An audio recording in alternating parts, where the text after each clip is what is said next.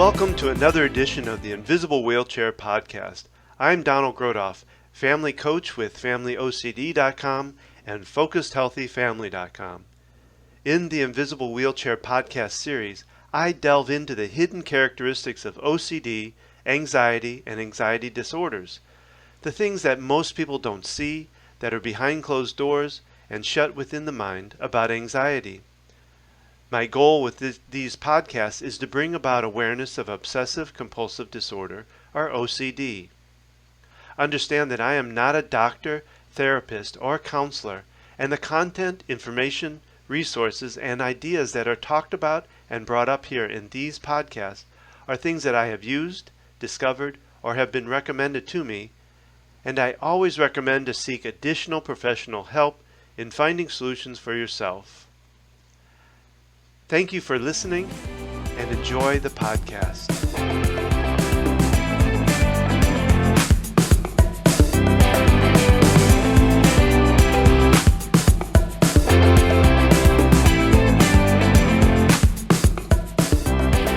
The podcast you're about to hear was recorded and posted earlier in 2019 and is being posted now as part of the Best of 2019.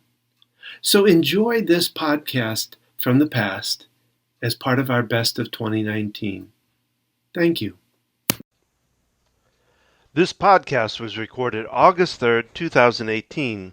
This is podcast number 23, Conditional Happiness and Hidden Butt Syndrome. Now, for those of you, of course, listening to a podcast, I want to make sure you understand that this is the butt is B-U-T, not B-U-T-T. And we're going to talk about what that means in just a minute. But I want to talk about, what we think. I call it the if-then conditional happiness. So we think things like, when my conditions improve, or when my job eases up, if the house is clean, if, my husband, my partner, my daughter, my son, my friend, my coworker would just be this, if my car was just so clean, or when I get a raise, and then we go into the then. So there's this if my condition improves, if the house is clean enough, if my husband or whatever, we go into then I'll be happy, or then I'll be successful, or then I'll have what I want. It's conditional. It makes our happiness conditional on something else or somebody else doing something. And that's not a good preface, because does that mean we just are never going to be happy? And I've run into this many times with clients as I'm working with them. I have somebody right now I'm working with that has to have the house perfectly clean to feel good, to feel comfortable, to feel relaxed. And I always like the idea that was presented to me some years ago, and I'm trying to remember who actually came up with it. But it's the idea that true peace is found in chaos. If you can find peace in the most chaotic moment, that's when you really receive or reach the idea of peace. So I think we have to change the paradigm of happiness. That we have to be happy first, and then the house can be clean. Because then it can be clean no matter what, or it can be clean at whatever level we want, And I think when we look at the law of attraction, the idea what we put out is what we get back. If we could put out the idea of being happy and just be happy, we can attract more happiness. We can attract those things we truly want. we might think a lot of times we look at things like I want to have $1 million, you know, or I want to create a happy life. I want to get a car. I want this certain car. I want to, in our mind, we think kind of on a spiritual sense of how we create this. So let's create, I'm going to create $1 million, or I'm going to create this car I want, or the perfect mate, the perfect partner, wife, whatever. So we have the spiritual, and this is one thing I kind of um, struggle with even myself. I'm really trying to work on this because what's I call the hidden but. I want $1 million, but I don't have it. And one of this is one of the philosophies that Esther Hicks of Abraham Hicks uh, really put to me and kind of made me understand is that one of the problems, it's very true, what you focus towards is what you create. What you focus towards is how you move, how you go towards things. And so we want to focus on, making $1 million maybe, or having the right partner or whatever. The tough part is we're working or focusing on what I call the hidden but, or the hidden other side of that. So, we may be thinking I'm creating success, but I'm a failure. But, or we are reminded of when we failed before, or, you know, or, but I don't have enough money now, or, but I need something to be successful. I need this to happen, or that conditional factor plays into the but I don't have it because I need this first. Um, or, but I can't do it. I'm not good enough to do it. Or I'm not even sure if I can do it, uh, or even worse, I'm not worth it. So we come up and we bring these statements up. I am creating success. And we may not say the second part of it, but in our mind we go through the but. And I find that's why start calling it the hidden but syndrome, because I find it in so many people as they say they put out there what they want to create, but they have that hidden message that sometimes can be deep down inside of them that they don't even realize is there, that is creating the downside of it. And then the mind turns towards the focus of the negative, the focus of the what's after the but, instead of really focusing and creating in that space of what you truly desire. So we say one thing looking towards the future, but turn and go back to could be even to the present time. Well, I just don't have that money. Um, and what I've always found is, that the but, the but, negates whatever came before it. Like saying, I love you, but I always like go, really? Do you really love me? Or why would you put a but in there? Because that adds a condition to it. It's either, you haven't done something something I need you to do so that I can love you, or you're not up to the specs of what I need to the standards I've set. And what's really interesting, one is that, in that statement, I love you, but, or with any but, it's not just the thing before it that's lost, but also happiness and contentment and less anxiety. To me, that but statement is an anxiety driver too. Because on top of, like I say, you lose whatever is before the but, you negate it, but you're also losing other things that are tied into that. You know, you're tied in, I want a better job. Well, but I don't have the skills, or but I don't whatever. You're not just losing the possibility of creating that job, you're losing creating the salary that goes around it. You're creating the happiness of being in something maybe that's compassion, a passion of yours. So there's so much more that you lose with that but statement. And many times the conditions that are set in that but statement are ones that are almost impossible to match or meet. We set a bar so high sometimes for our partner or for ourselves that it makes it impossible. It's almost like that, like in perfection. It's almost impossible to meet.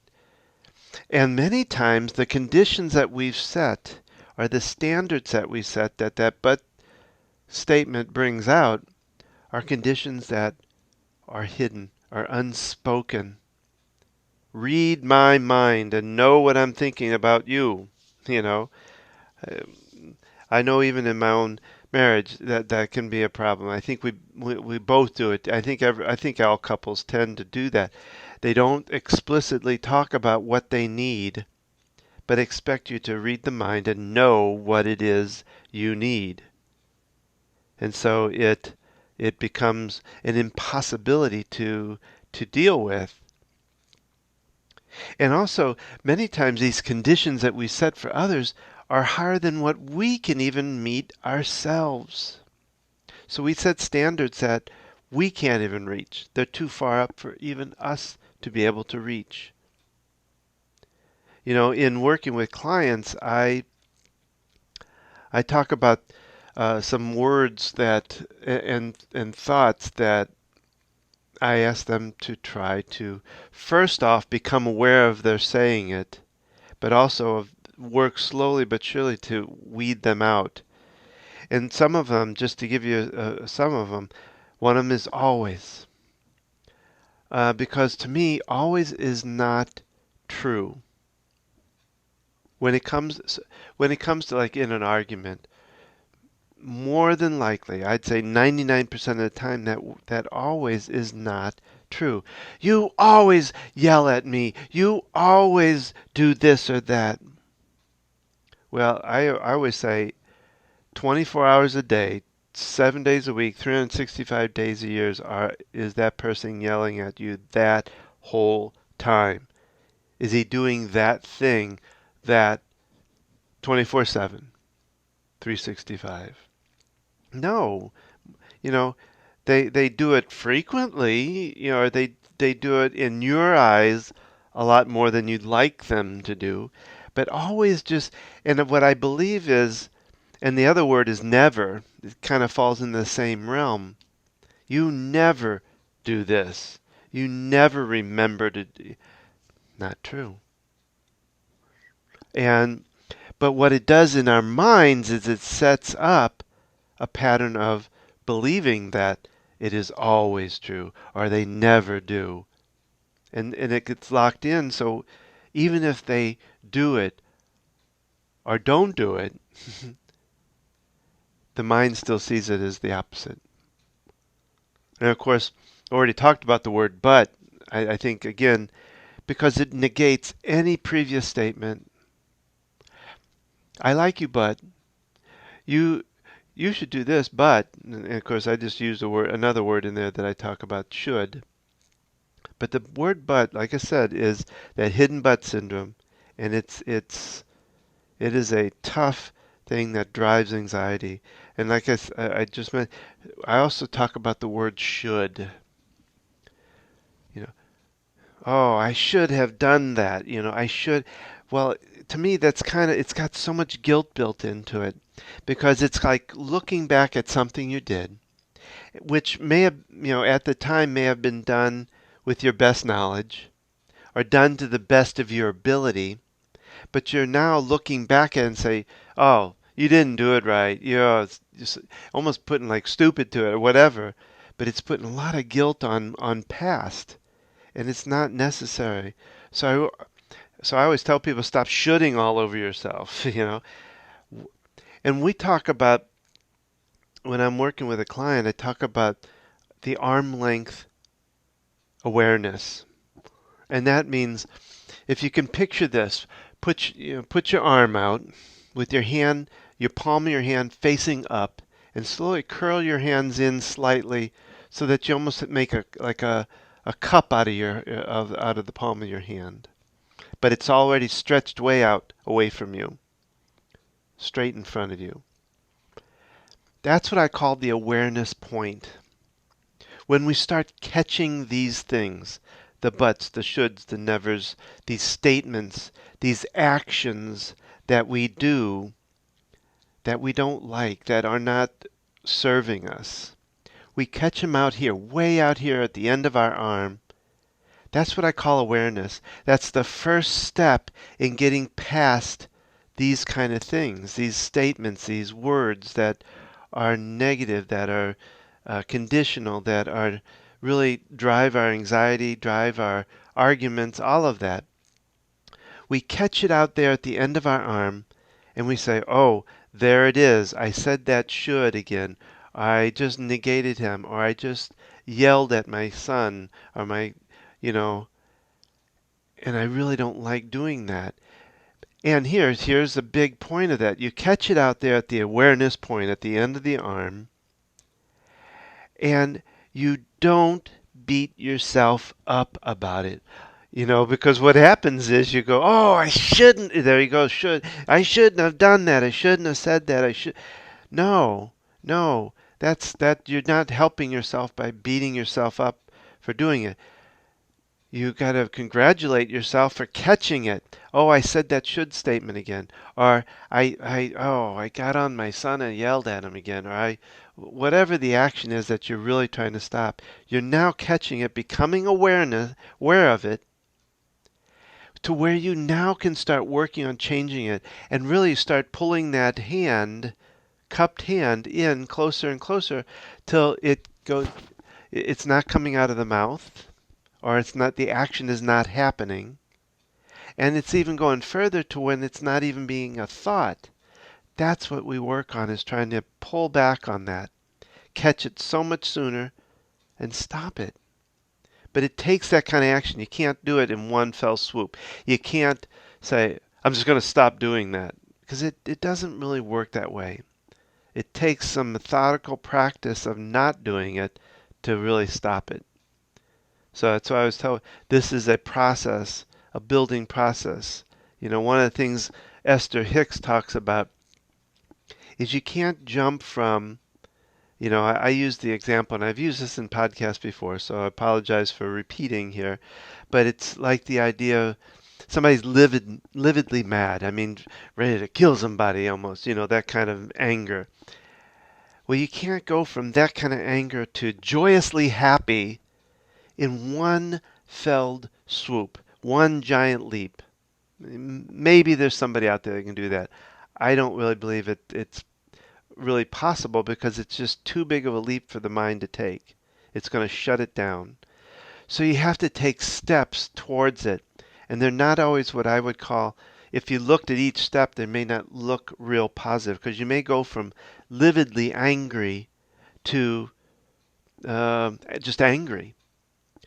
And then the next step might be to frustrated. So if you looked at that anger, going from livid to the angry step, that angry step, if you looked at it out of context, it would say, "Oh, that's not positive. I don't want to go that." But no, it's going in a positive direction towards where you want to get to. So it's working towards getting towards the joyous. The next step might be frustration. The next one might just be a neutral place. And you just build slowly to the point where in that same situation, you're more joyous, or something like that. That's just an example, but it's slowly getting to the place you want, because it's too hard to jump. Plus, that is a journey, that is a process, just like life. Going from the livid, angry to the joyous is a journey to get there. And you learn so much along that journey that you don't want to skip the journey. I recently was talking with my mentor. I say recently, it was probably about a year or so ago, and we were talking about my situation, and as you probably know, my story has been in a lot of turmoil over the last 5 or 6 years with my daughter's anxiety and all the things we've gone through around that, and my heart attack, etc. And I was just kind of going, oh, I just wish it could be back to those days before the OCD stuff happened, when we were a pretty happy family, and how that changed so much. And she said, why would you want to lose all of that? Yeah, it would be fun to lose the painful parts, but you also have learned so much in that journey. I wouldn't be here doing what I'm doing if it wasn't for that journey I went through. So it made me think about, yeah, you don't really want to go back and lose all that content of that journey. So I guess that's kind of my point here, is working on these conditional things, these statements, these words, to stop them, to help stop anxiety, because they're based on, that's anxiety triggers that we want to get past.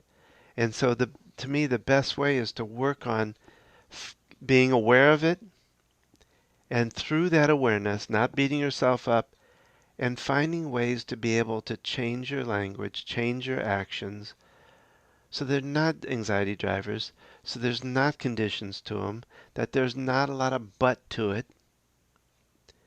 So that's my thought for this podcast, and I hope it's helped you out. I hope you can think about that, the possibilities of changing the actions and the words and the thoughts that you do that can help cut down anxiety, that can help cut down the stress and the thoughts and all of that. So, and if I can help you in that, you know that I can. That's what I do. So I hope that this has helped, and I hope you have a wonderful day, and take care. This concludes this podcast. We really would appreciate your comments. Simply leave a comment at www.invisiblewheelchair.com. There, you're able to submit a comment that will help us determine future podcasts. If you or someone you know would like to be a guest on the podcast, please email don@invisiblewheelchair.com. Remember, there is a corresponding tapping recording for each of the podcasts, with the exception of the interview podcast. You can find these tapping recordings and archived past podcasts at www.invisiblewheelchair.com. Finally, there is relief for OCD, and we at FamilyOCD.com and FocusedHealthyFamily.com can help you find that relief. Again, you can contact us through those sites, FamilyOCD.com or FocusedHealthyFamily.com. You can also find us on Facebook at Invisible Wheelchair Podcast. You can find us on Twitter at InvisibleWheel1, that's the number 1, or at FamilyOCD. So thank you for listening. Keep tapping and transcending your life to new heights.